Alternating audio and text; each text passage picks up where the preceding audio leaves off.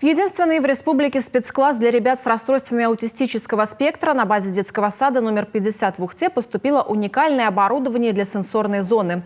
Закупили его на средства гранта главы Коми, который выиграла Ухтинская организация инвалидов. А накануне учреждение получило поддержку от городской администрации. О перспективах развития сада и уникального класса узнала Виктория Науменко.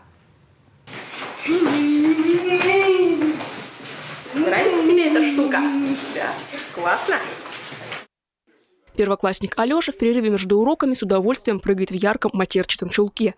Для особенного ребенка это не шалость, а необходимая возможность успокоиться, поясняют педагоги и родители. А так называемый чулок не просто игрушка, а один из объектов сенсорной зоны. Этим ребятам она крайне необходима. Световые столы, маты, мягкие кочки, различные утяжелители, почти 3 десятка игровых деталей наконец поступили в класс для особенных малышей. В рамках грантового проекта было приобретено сенсорное оборудование, то есть вы можете его видеть. Это различные сенсорные кочки, сенсорные мячики, очень популярные у детей, растягивающие чулки, куда они помещаются и просто растягивают, чувствуют свое тело. То есть световые столы, на которых они занимаются с песком, та же моторика, сенсорика. Очень много стеллажей, всяких макетов, где дети могут двигать, трогать что-то, снимая тем самым нервное напряжение. Обустройство сенсорной зоны обошлось в 275 тысяч рублей. Получить эти средства удалось благодаря выигранному гранту. Инициатором стала мама-воспитанница спецкласса и по совместительству сотрудник Ухтинской организации инвалидов. Именно эта организация выступила в качестве участника грантового конкурса еще в августе прошлого года.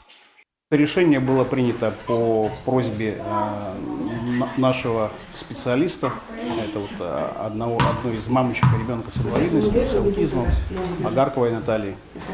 И мы решили это сделать, то есть подали заявку на грант главы республики Коми и выиграли этот грант.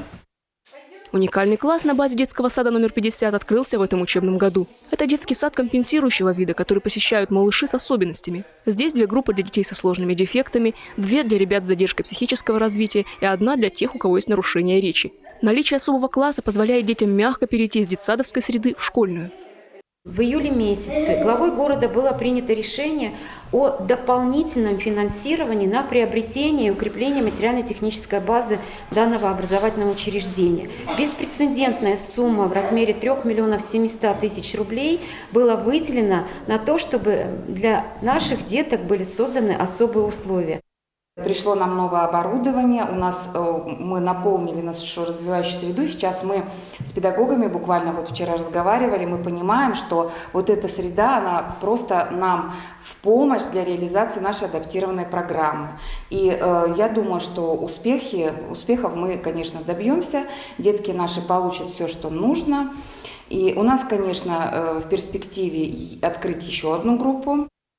Большие планы на дальнейшую работу и у спецкласса. По окончании первого учебного года его работу проанализируют на основании диагностических карт. Но у администрации города есть твердая позиция сохранить класс. Виктория Науменко, Павел Лагутин, телеканал Юрган, Ухта.